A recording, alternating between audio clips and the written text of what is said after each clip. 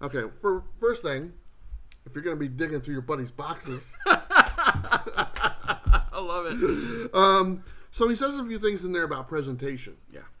Hey everyone, welcome to Comics with Bueller. As always, I'm Bueller. Today is episode 81 of the Coffee and Comics Show. As you can see, I'm not alone. I got my good friend Bob here with me. Bob, how are you? 81st episode. Glad to be here. Thank you very much for having me, man. Yeah, only 19 more to go to 100. It'll be probably around 19 weeks till we hit that number. Right.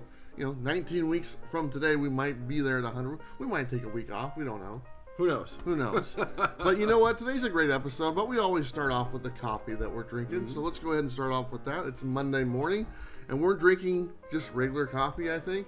Yeah, just regular coffee. Every once in a while, that's okay. Yeah, because we didn't go to Mocha Express or nothing, but this is brought to you by Mocha Express. Yeah. And the beans I use come from Mocha Express as well. So I have just regular coffee with a little bit of powdered creamer. Hazelnuts. I actually like the powdered creamer a little bit better, to be honest. It doesn't have that milky, like kind of thick candy taste to it. Yeah. So it's a little bit more of the coffee taste. So I enjoy that. So that's what I'm having. What about you? Awesome stuff. I have some of my homemade cold brew that I've made, and I have some salted caramel sugar-free sweetener inside of it, just because that's what I wanted. So let me ask, how do you make your cold brew? I bought a cold brew maker. Okay. And so basically I take about 4 cups of coffee, mm-hmm. and I have this ring that it gets put in, and then I pour about 5 cups of water on top of it. I steep it for about between 24 and 48 hours. Okay. And then I got a little switch. I just pop it, and then it all drains into a carafe. It makes it really easy to clean up, and that's it, man. That's kind of how I do mine, but mine's a lot more messy because I have that fancy stuff that you're talking about. I'm just using like leftover 2-liter bottles cut out for the rim or something like that. There you go. And use a filter. But it works, right? It works, man. Exactly. I mean, before that, I was using a colander with the filter inside of it. So when are you going to share some of your cold brew with me? Because I know you sent some to Robbie. I was going to do it this morning, but when I went to the fridge, I realized that my wife for the last couple of days has drank most of our cold brew. But I'll bring you some next week. All right. I'm looking forward to it. All right. Very cool. A couple things before we get started. I want to say thank you so much to our good friend Shannon Mayer and Becky for coming on the show this last Friday for an interview. We had a great time. Both me and Bob got a chance to talk to them, and it was awesome. A lot of great information he brought to us, and just got to talk about his work, where he started, what he's going to be working on in the future, and just some other things as well. So I want to say cheers to Shannon and Becky. Thank you so much. Looking forward to meeting them in person someday. Absolutely. And I know you're a huge fan and got plenty of the artwork. We got a book right there. You actually gave that to me. That's the Guardians of the Galaxy Gamora copy. I love that one. But I'm hoping to get one autographed from him and personalized. Maybe, hey, Bueller, you're not that bad. That's kind of what I'm looking for. That would be kind of cool. Absolutely. I can't wait to meet him myself. I actually have 3 covers on the way. I still have the Catwoman cover. I still have the Venom cover that's coming to me. And then I bought the Ghost Spider one this last week, so nice. I'll be here soon. So that you're going to have to show that Ghost Spider one. Absolutely. That one is probably one of my favorites. It's a beauty. Yep. But Shannon, Becky, thank you so much. It was an awesome time being able to meet you guys. It was a great interview. Such a down-to-earth guy, and it was awesome having you on. Very much so. I also want to let everyone know that we do have some Bueller boxes for sale again. It's been a while. I have a handful. The link is down below to my eBay page. I bought some books because some comic shops are open, so I was able to go find some. So I put together about a dozen boxes. So if you're looking for them, just click on that link and you can pick them up. They're not very expensive, less than $20 shipped, and you get like 11 books plus some donated books as well. So really you get like 13 books or 14 books, something like that.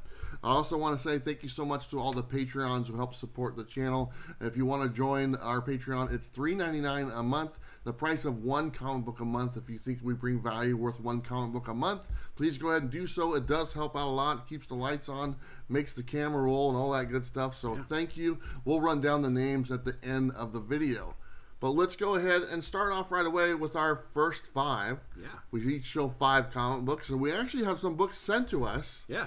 which is really great because really that's what I'm showing is the ones that have been sent to us. So I'll go ahead and go first because I already have that one right there. The one that you gave me, which is so nice. Shannon Mirror cover. Look at that. Absolutely. These ones right here were sent to me from Tony Miles. You know Tony. He comments on almost all our videos. This one is Fantastic Four. I believe this is number 1, and this is one of those sideways covers. I am not a fan of the sideways covers, but this is original Jack Kirby goodness. Can't beat and that. This is the exception to the rule right there. So thank you. I love that one. I also got this one. Look at that. Yes. Yeah, did you get this one? I did not. That's the one I wanted. And That's probably why you sent it to me. Probably. Because you don't have it.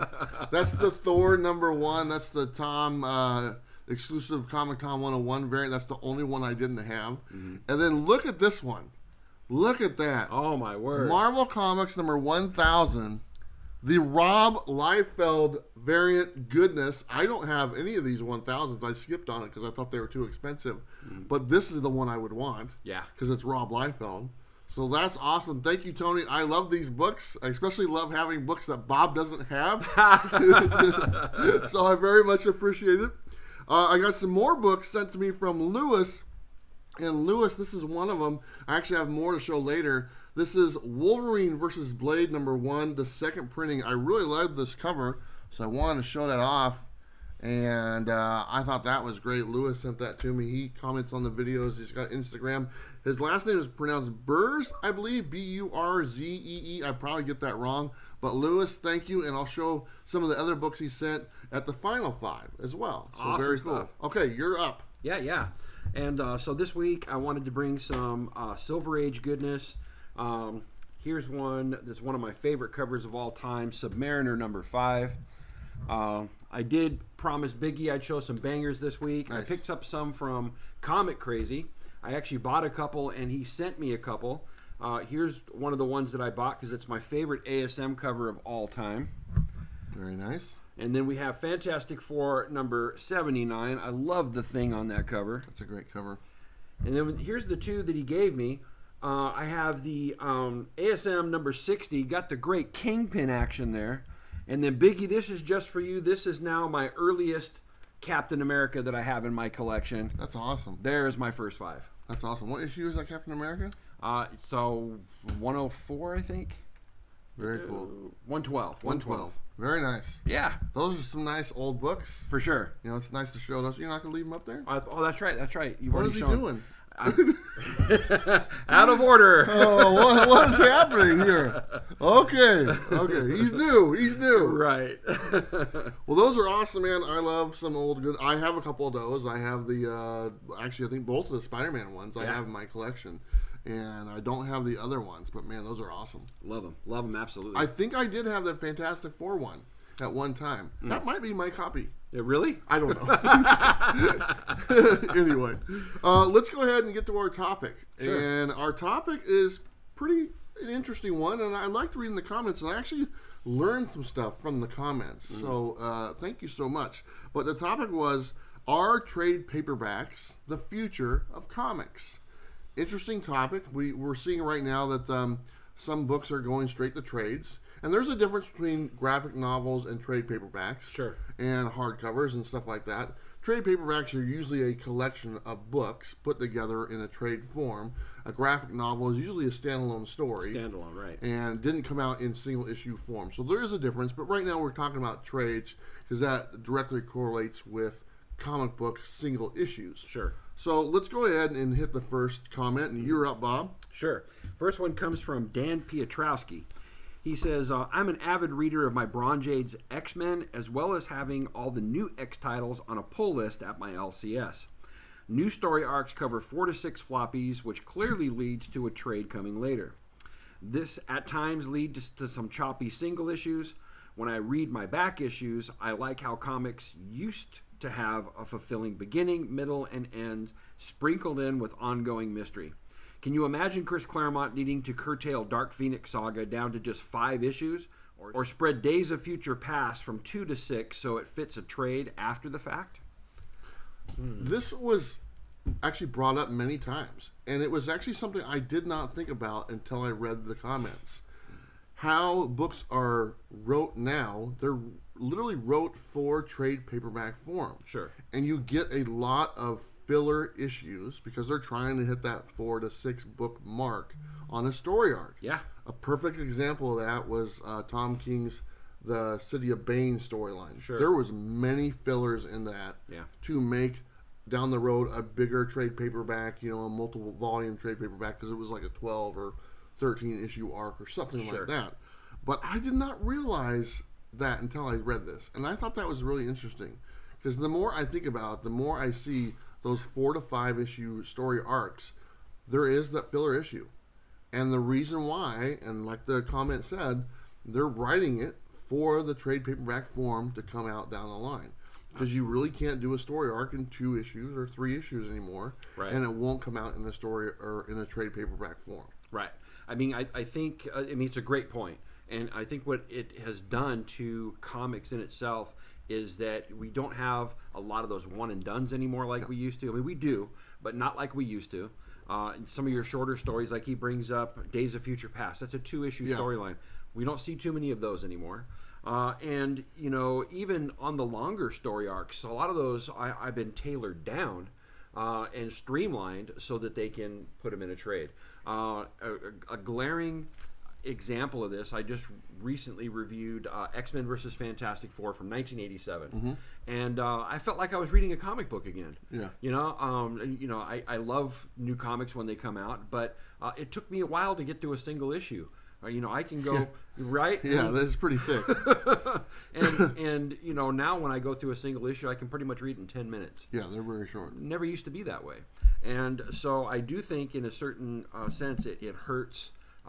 Comics, because we don't get, the fullness of what a story could be, or it's being filled with what you just said, filler. Yeah. And I think that's bad. Yeah, it was a very interesting thing to find out. Like I said, I didn't realize that until I read these comments. And there was probably about 4 or 5 that said pretty much the same thing what Dan said. And it's a great point. A great point. One, I didn't factor into it. But now that it's pointed out, I'll be looking for it going in the future. Absolutely. I just said it's bad, but there's also some good points to it as well. Yeah, we don't talk about that on. Oh, okay.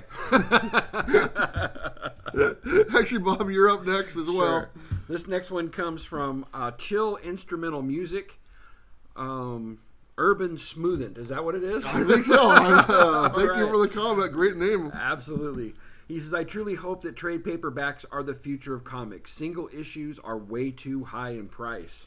Now, we've done an episode on the price of comic books, the basic cover price of books, and we agreed that they are too high a price. Sure. Now, comparing those prices to the books, and like we said, trade paperbacks are usually a collection of 4 to 6 books. Trade paperbacks usually range around the $20 price point. Sometimes less, sometimes more. I did a little bit of research, and I found some that were actually more than the cover price of the books. Perfect example is Dark Horse had that series, The Mask, that came out recently. The 4-issue arc of that for the trade is $17.99, $18. Each one of those is a $4 book. 4 times 4 is $16. So you're paying $2 more for the trade. On the other end, I saw like Justice League Dark. Their most recent trade paperback, which is a collection of 6 issues, was only $16.99. So that's actually $5 less. Right. So it's kind of a give and take. The more research I did on that, there was a lot of ones that were over and a lot that were under. None of them are right there. None of them are exactly what the price is of the books and the actual trade paperback. I thought that was interesting. I think it's very interesting. I would have never thought that there was actually trade paperbacks that were less than what the actual floppies were. Yeah. And so that's kind of surprising to me. So give and take, it's not so much cut and dry as I thought it was. Yeah. I think it goes down the publisher, to be honest. I know that Image has a practice of making Volume 1 quite a bit cheaper than the rest of them. And you can get some really good discounts on trade paperbacks as well, just like you can get discounts on floppies. Right. I get the same discount on a trade as I do a floppy issue, 20-25%.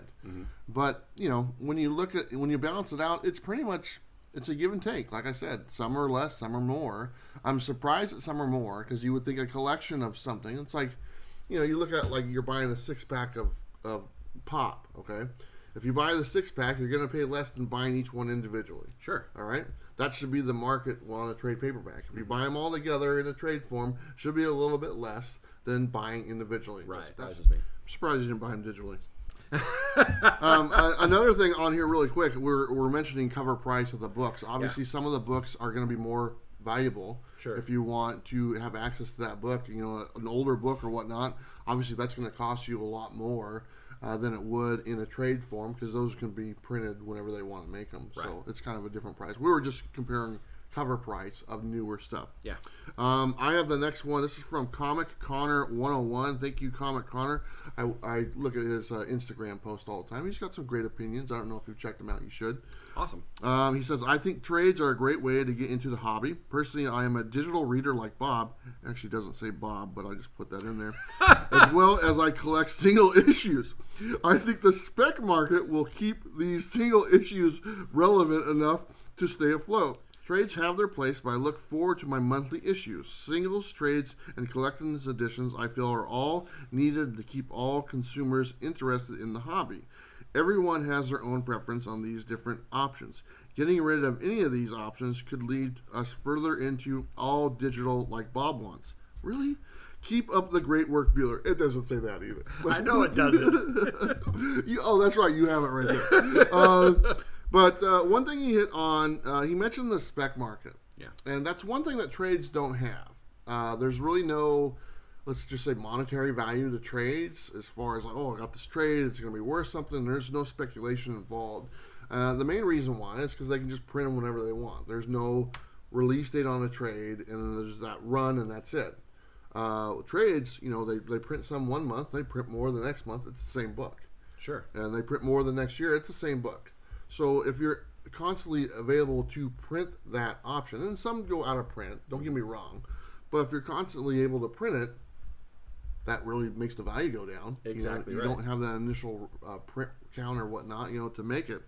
And so I don't see the speculation market going on trades. Maybe for a graphic novel, like I said, that's a little bit different. It's an original story. Sure. And they will print many different volumes of that depending on how many they sell and stuff like that. But as far as trade paperbacks, kind of what we were talking about, the spec market probably would never be there. And honestly, that might be a little bit more inviting to people getting into comics. Right. Well, there are books out there that are printed multiple times and are still collected for their first printing. Yes. That happens all the time. And if we didn't have floppies, I could see a market possibly, coming about as a result. You got the first printing. It's the first time it was ever, brought out. Subsequently, you have 17, 18 printings. It's been on the bestseller list for a long time. I can see somebody going out there and trying to collect that first one. That's just the way collectors are. Yeah. But really, in the market that we have now, they really don't hold value like that. Yeah. And I don't see that being an issue, inside of comic books right now. If we were going to be going towards trades instead of having floppies, that would be very prevalent in what comic companies are trying to do, and we don't even see that right now. I like the fact that he's mentioned like everything out there kind of goes together. It's like trades, single issues, digital copies, like Bob likes. Any of that stuff. I mean, you take one of those away, it just doesn't work. Or actually, what do you say? It goes towards the digital thing. But, it's all pieces of the puzzle, and they all kind of work together. You have to have a little bit of everything to make it all work. Sure. And that's something we've expressed many times. I have the next one. This is from Lewis Versatility, I believe. Mm-hmm. Says, wow, congratulations on the interview. Thank you. Hopefully you watched it. Hopefully you enjoyed it. Said, trade paperbacks are the new wave, especially now that some of my books have been put to digital. All right, that's a great point, because we talked about this a couple weeks ago, how both Marvel and DC, for that matter, have taken some of their titles and are finishing them out digital only, okay? And the only print form that they're going to be coming out in the future are possible trade paperbacks. They're not going to come out in single issues.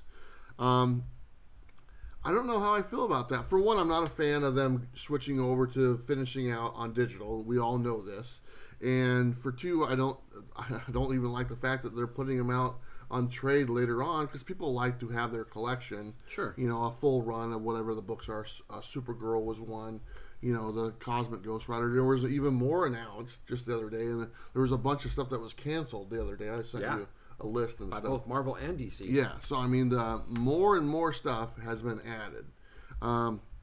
The decision to go to the digital and then the trade down the line, I think that's a slippery slope. And I don't know what the cutoff is. Like I said before, what was the one that was like the best-selling book or one of their better-selling ones that they went for Marvel that they decided to go all digital? There was Hawkeye Freefall. That was one. Yeah, that was a decent seller. But one of the new ones that they put on there was one of their... Star?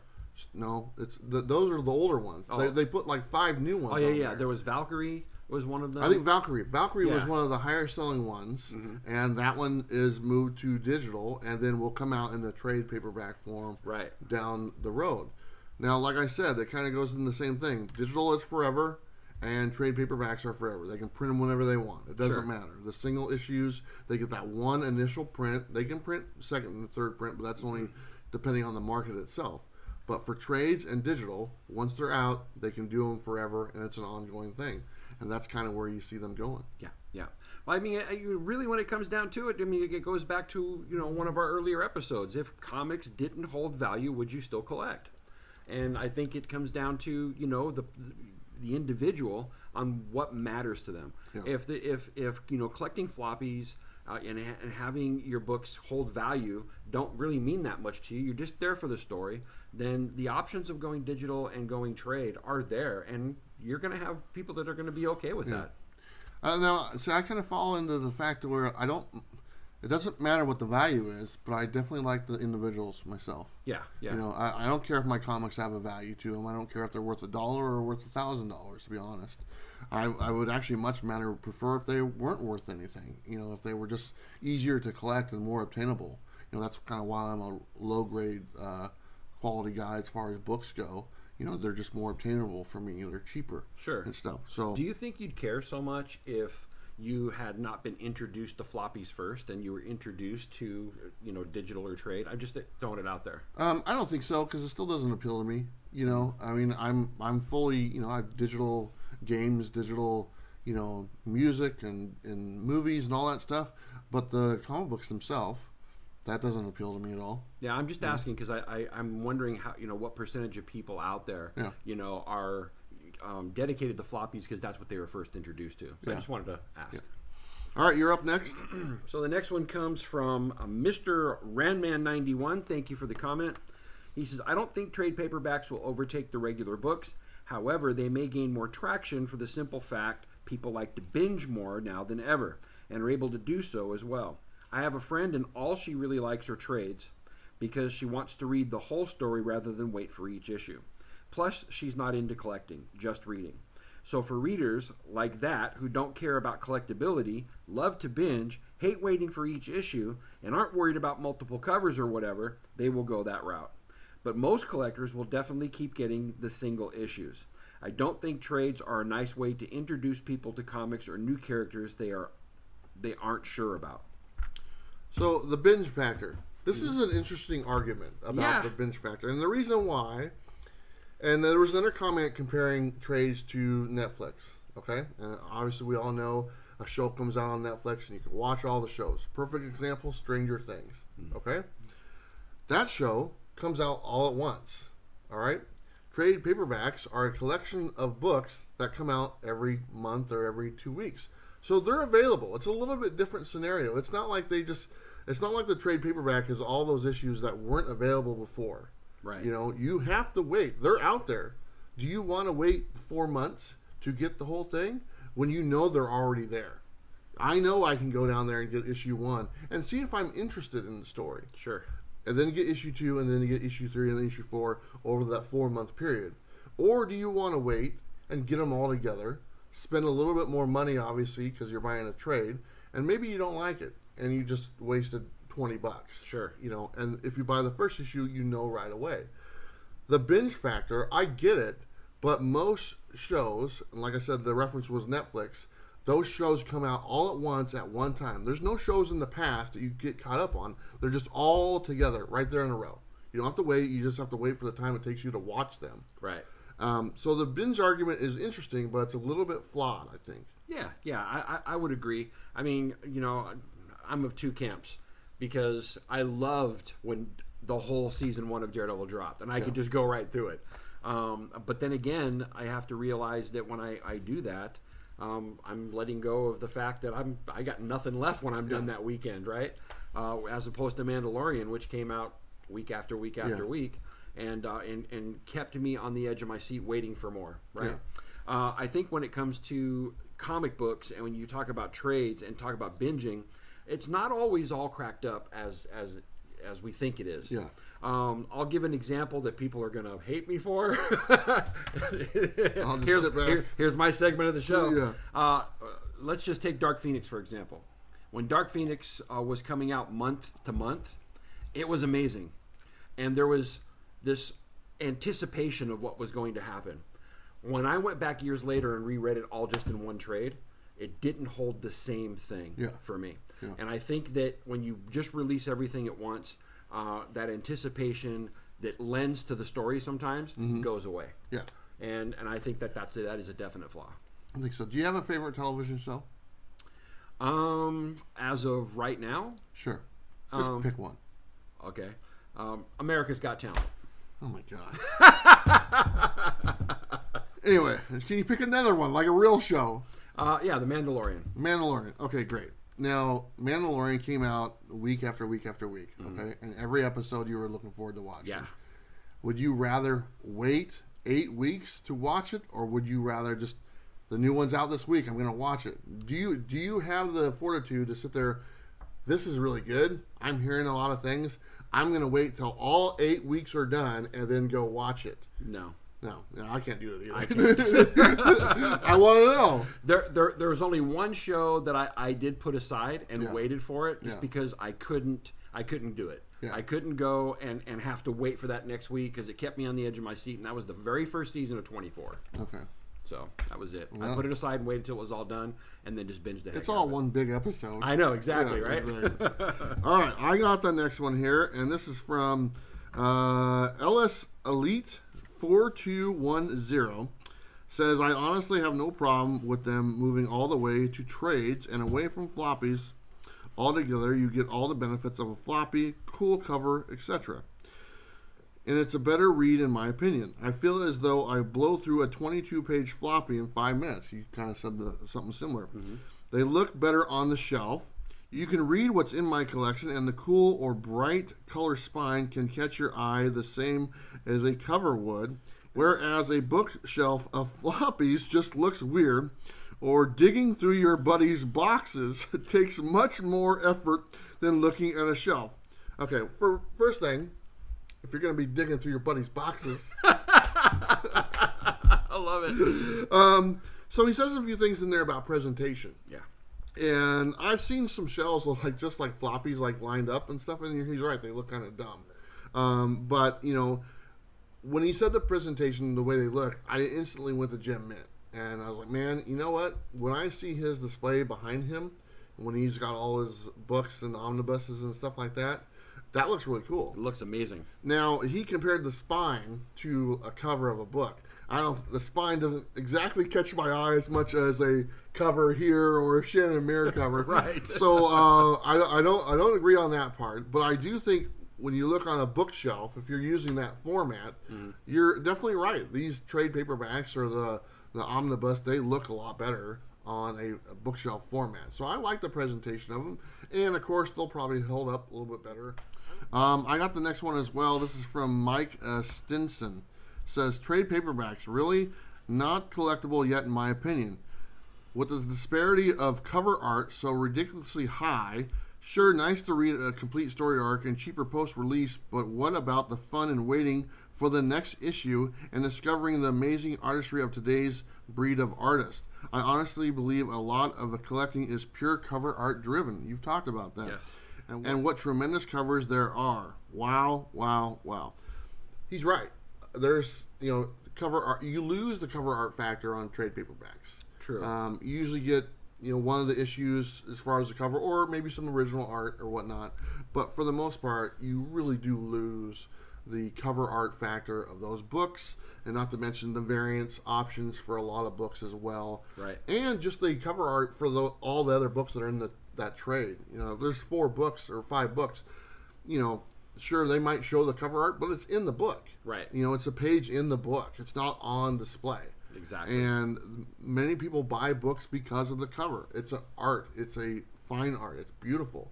The Shannon Mayer covers that we show are just awesome. The covers we're showing right now are just awesome. Amazing. The old ones we show are just awesome. That goes a long way. People like that. The trade paperbacks, if that is the case, if that is something that towards the future, we lose that really awesome cover art that we've all known and loved. Absolutely. And that puts artists out of work, to be totally honest. I mean, Shannon Mayer is a cover artist. He does covers. He's very limited in interior. He did interior for a Scholastic book. He wants to do more in the future, but he is a cover artist. Absolutely. You take that thing away, that's unfortunate. That's his artistry and stuff. So. Right. I mean, I think you would give cover artists less opportunities if we just went all trades. Yeah. I mean, that's what it would come down to. I've said it many times. We're in a renaissance of amazing cover art. I personally like collecting, those issues and having those covers. Shannon Mayer being one of those. I want to collect everything. Yeah.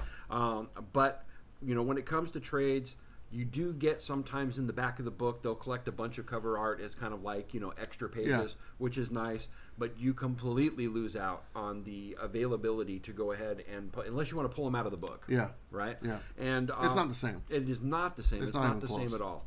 And so and then he talks about anticipation. We talked about that earlier. Yeah. But that's one of those things that part of the anticipation for me is that I know like when Venom was coming out. Yeah. That was amazing. We were all excited about it. Every week though, there was multiple variants that were just amazing, and that was kind of cool to anticipate as well. What new thing are we going to see this next week? Yeah. And you miss out on that when doing the trade.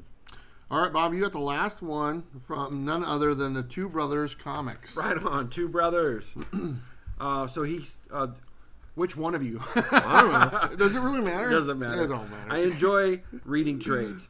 I think it gives you the ability to enjoy the full story without gaps of time between the issues. However, I do not see them taking the place of individual issues for a couple of reasons. Number one, they do not hold the same collectible value that a single issue will. Imagine the only way to get the first appearance of characters like Venom, Deadpool, and Miles Morales is by way of trade paperback. That would really hurt this hobby, in my opinion. Number two, I believe there are too many of us who love having a new comic pull every week to go pick up. If we go get the trades, that will really narrow down the amount of books on a pull list due to the price alone. I do believe that trade paperback, absolute editions, omnibus, and other collected editions have a very concrete spot in our hobby, but I do not see them taking over. Thanks, Bueller. You guys rock. This is Dustin, by the way. Dustin, yeah. Not that you remember who is who. Thank you, Dustin. Some great points, and one of the things I wanted to focus on is the key factor. Yeah. Key factor gets lost, Sure. on trade paperbacks as far as if you want it to be a key.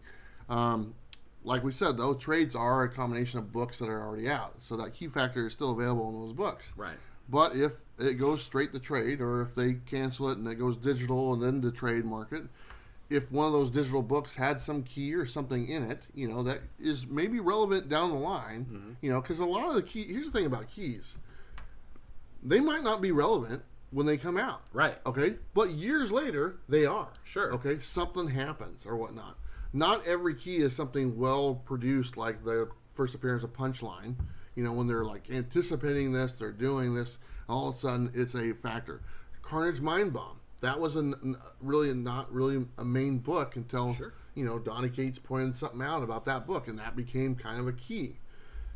It happens years down the line. So even though I've heard people do this argument, they're not going to put a key in a digital form. They wouldn't do that. They would anticipate that. Okay, great. You're probably right.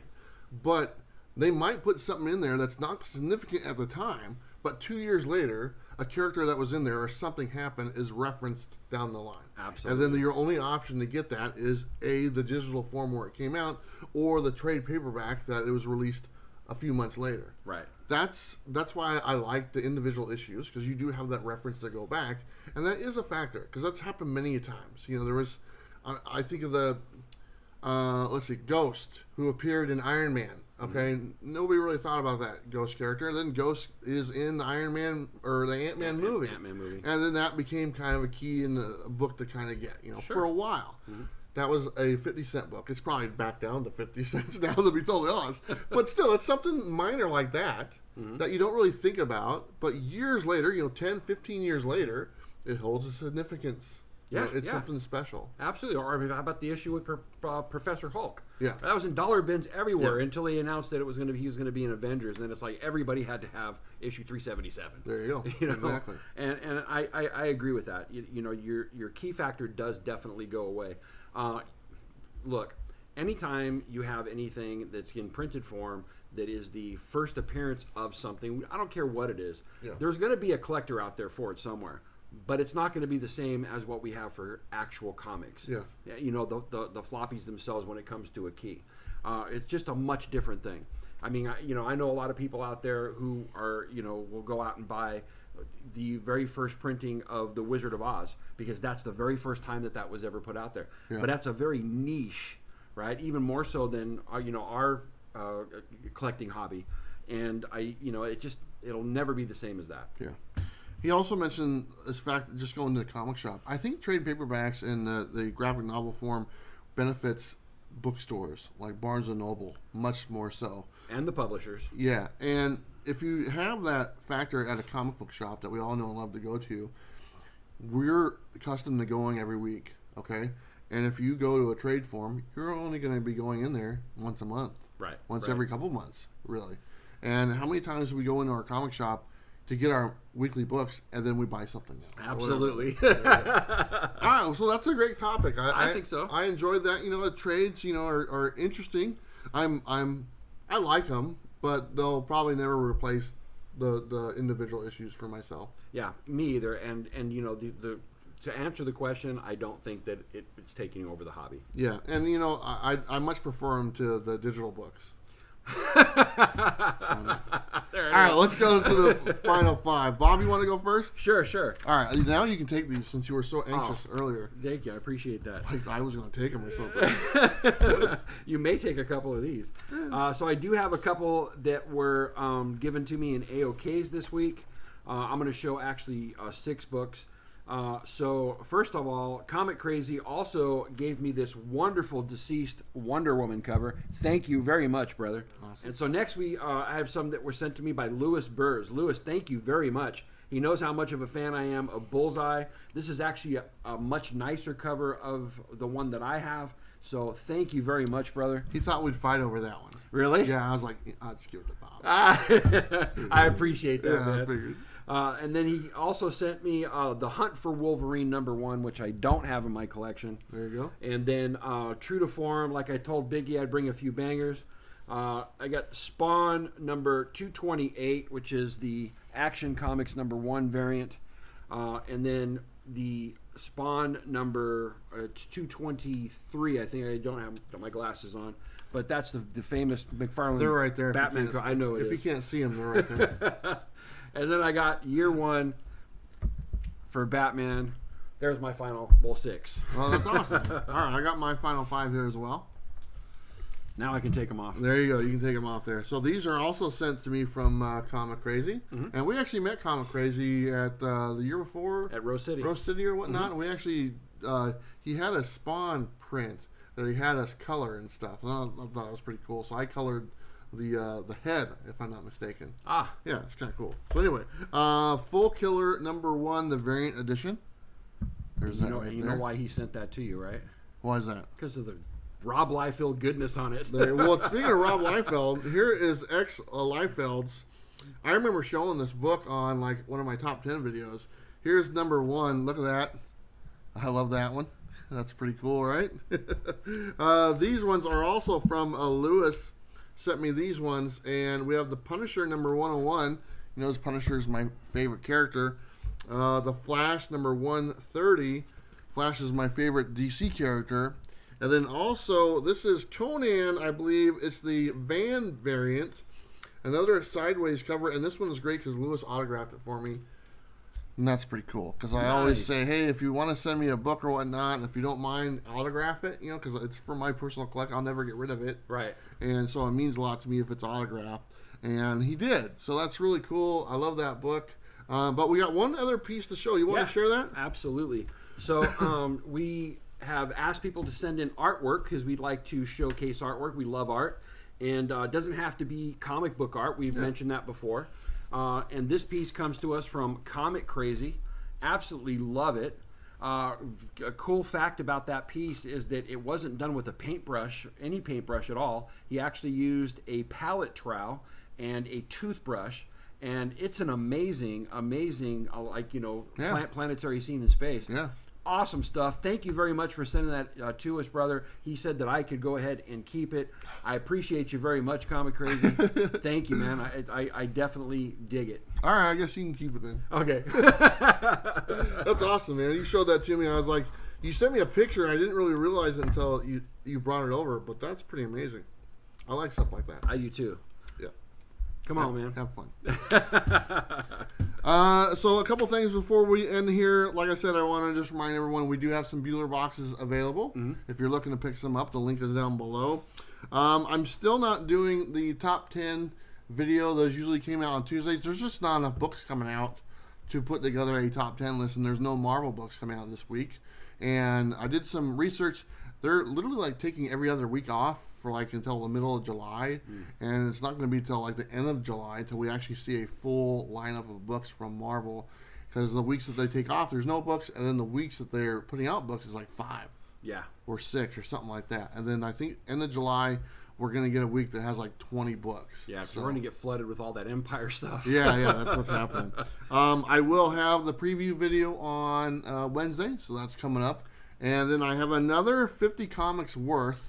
And this one is 50 comics worth $1,000 or more guaranteed. Wow. And that video will be out on Friday. I had a lot of fun putting that together and doing the research. There's a lot of books in there, and a few I had. And I was like, oh, that's pretty cool. Yeah. So I like that quite a bit.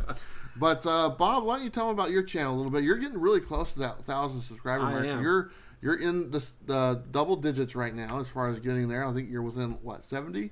I'm within 70. I'm within 70. Before I get into that, I just wanted to say your preview videos. This is the second week in a row that they're going to go over 10,000 views. And people want comics. People want comics. I think that's amazing. Thank you guys for the support. All the hard work that this man puts into it is, well deserved. And man, 10,000 views 2 weeks in a row. I've always had a goal eventually of hoping that those would get to that 10,000 mark. As far as it being realistic, I never really knew. But you know what? There's a lot of comic collectors out there, and there's a lot of people looking for new books, and that's what that video is for. Yeah. And that video shows as many books as I can find. It doesn't show every single book. There's some publishers that are very hard to find their covers and to narrow down the actual release dates. Mm-hmm. But one thing I do pride myself on is, for the big publishers, for Marvel and DC and those guys, I go after all the covers, not just the ones that you're going to find in the preview magazine or the Diamond catalog or whatnot, but I go for the exclusives as well, the exclusive comic shops, because those are all available online. Yeah. You can buy any of that stuff. You're not going to see the Shannon Muir covers like at your comic shop, but you can order it. So I think it's important to show every single option when it comes to those covers, because there's a lot of great stuff out there. And other videos, you'll come out, and for some reason, they don't show you those books. No. And for a long time, I didn't either. And I didn't even realize that there was that many options out there. And so I make a point to try to show those. Whether they're at your comic shop or not, you can always get them online. There's always a secondary market. The secondary market's bigger than the first market, So. Right. That's why I'm going to show them. So it's awesome stuff. Yeah. I watch the video every week. I know a lot of people that I know do. And one of the best things that you can do is share those videos with your local comic shop. Let them know that it comes out every week, and they can use it as a tool to give to their customers to watch, so that they can understand what books are coming out the next week, and that helps the shop as well. Yeah, I know a lot of shops just actually play that video on a loop. Yeah. On Wednesdays, and that's why I made it. Really, I made it. It's not about, I do a little intro and a little outro, but really in the middle where it's showing the book, the focus is on the book. Yeah. I'm not in the video. I just tell you what it is, and your attention should be focused on the book, and there you go. So. Absolutely. So anyway, I just wanted to bring that up. Thank you. Way to go, man. Thank you. My channel is Everything Comics. I have a coffee video that drops every Saturday morning. I have so much fun doing that. We get together at a local coffee shop and talk about the comics that I picked up this week and just review them. I got some other stuff that we do, like a couple of live streams that we had this week, which were a lot of fun. But thank you guys so much for your support. If you haven't checked it out, come check me out. Maybe give me a like and subscribe. But I appreciate your support. That's awesome. It's not a bad channel. Thank you. It's pretty good. Well, thank you so much, Bob. That was fun. Thank you, everyone out there. Thanks again to all the patrons who help support the channel and this show. It does go a long way. Hope you guys enjoy the rest of your week. Do me a favor. Don't forget to like and subscribe. You guys know what to do. We'll see you next time. Bye.